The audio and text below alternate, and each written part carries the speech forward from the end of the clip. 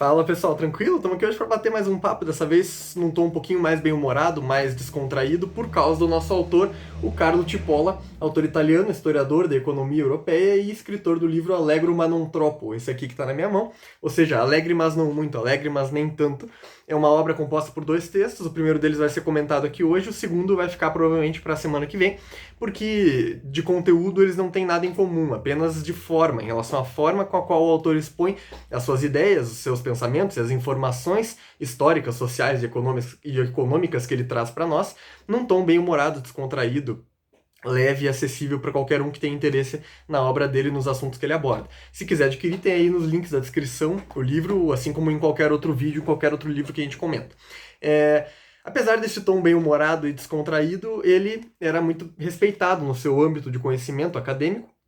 era membro da Royal Historical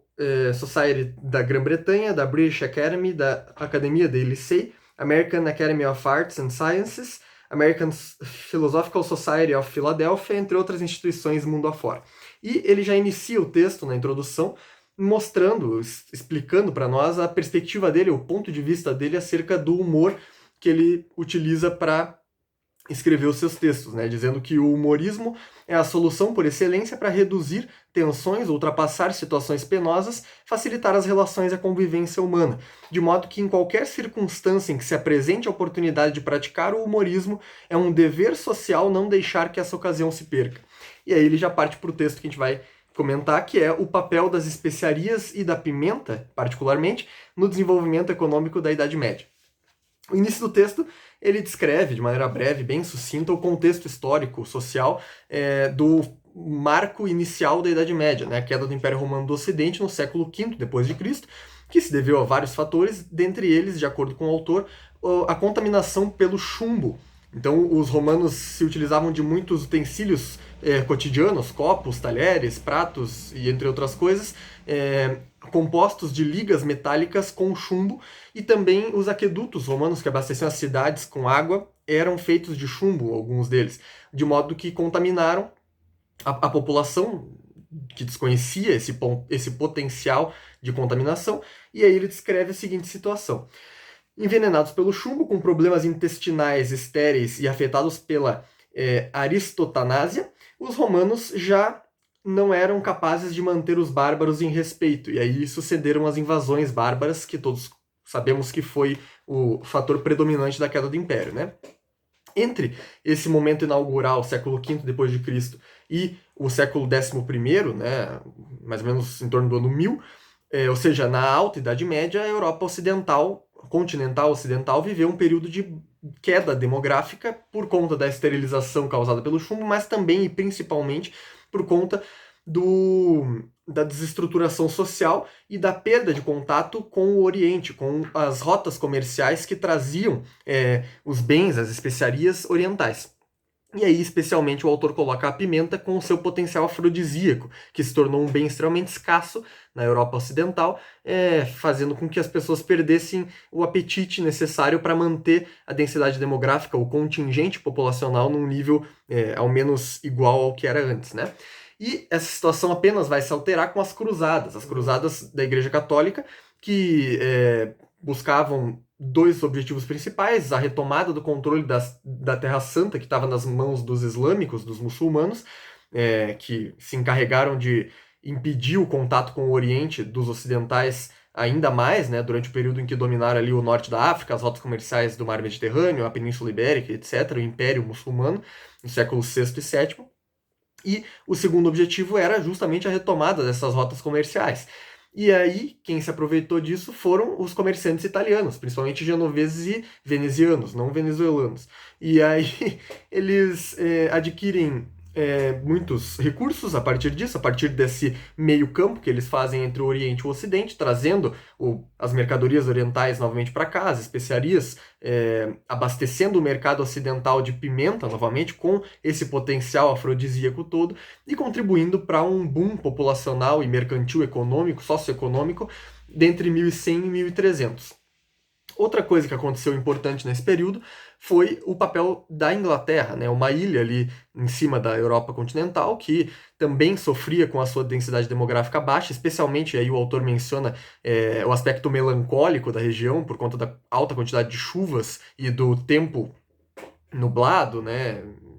E nevoado o tempo todo, mas que contribuía, por sua vez, para que tivessem bons rebanhos e uma lã de alta qualidade. Esses rebanhos e essa lã pertenciam, em sua maioria, aos mosteiros ingleses, que se encarregavam de exportar essa matéria-prima bruta para a Itália, em que elas eram trabalhadas e convertidas em manufaturas para serem vendidas no mercado. Então os italianos passaram a enriquecer ainda mais com essa troca comercial com os ingleses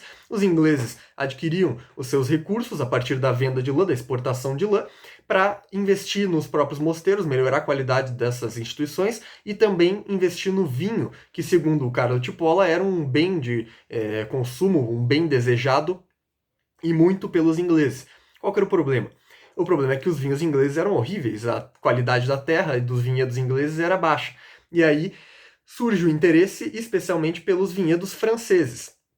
A situação sofre uma reviravolta grande quando o rei Henrique da Normandia, casado com a Leonor de Aquitânia, se torna rei da Inglaterra por conta da sucessão do trono por parte da sua família materna, e a partir daí passa a dominar não só a Inglaterra, como boa parte da França e dos vinhedos de alta qualidade, fazendo com que a troca de vinhos por lã entre a Inglaterra e a França se torne muito mais fácil, se torne muito mais rentável e aumente em termos de quantidade, né? Portanto, esses três elementos, a pimenta, as especiarias em geral orientais, mas especialmente a pimenta, a lã e o vinho, contribuem substancialmente para esse boom econômico e populacional que a Europa ocidental, continental, sofre a partir do ano 1100, mais ou menos até 1300.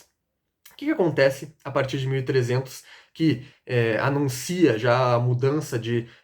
época, né, e o início, talvez, do renascimento, ali, da modernidade em torno do século XV e XVI? Bom, em 1330, a Inglaterra entra em conflito com a França. A Guerra dos 100 Anos, que durou mais de 100 anos, durou em torno de 116 anos, e teve vários fatores que contribuíam para esse conflito, mas o Carlo Cipolla, em tom um tanto quanto humorístico, mas também de registro histórico de informação, menciona que os vinhedos franceses eram um dos grandes fatores que implicaram na explosão do conflito e na manutenção do conflito, o domínio por esses vinhedos e pelo vinho de alta qualidade. Essa é a ótica do autor.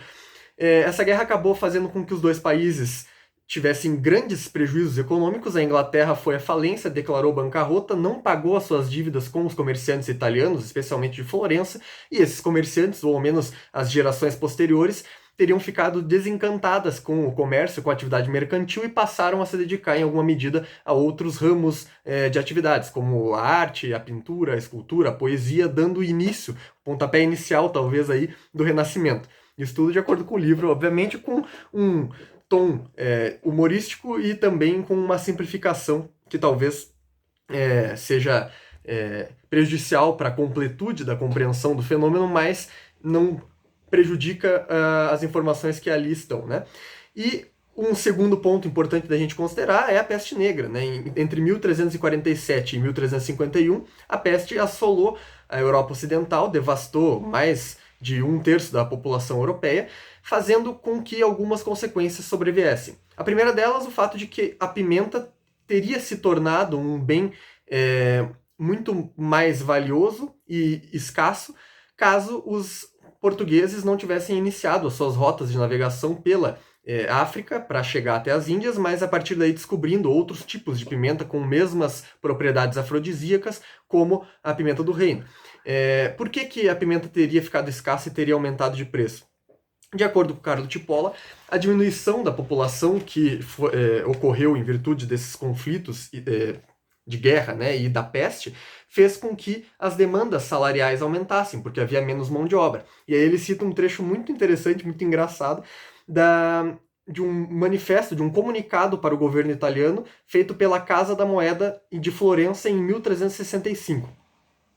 Os 4 operários só querem trabalhar quando lhes apetecer. E se lhes são feitas repreensões, respondem com palavrões vis e arrogantes, gritando que só trabalham quando lhes apetecer e na condição de lhes ser aumentado o salário. e apesar de lhes terem sido feitas várias vezes ofertas de salários razoáveis, mantêm a sua arrogância e comportam-se cada vez pior, exigindo que mais ninguém venha trabalhar aqui, ameaçando quem ouse ir contra o obstrucionismo deles, e assim fazem seita no interior da Casa da Moeda.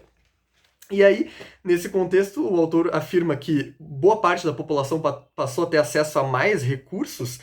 financeiros e o que contribuiria para que a pimenta se tornasse esse bem escasso que nós mencionamos não fossem as navegações. E esse é mais ou menos o contexto do final da Idade Média e da passagem da Idade Média para a Idade Moderna e o papel das especiarias, especialmente da pimenta, na Idade Média, na economia do medievo. Beleza? É isso aí. Espero até semana que vem que vai vir a segunda parte e tamo junto. Um abraço.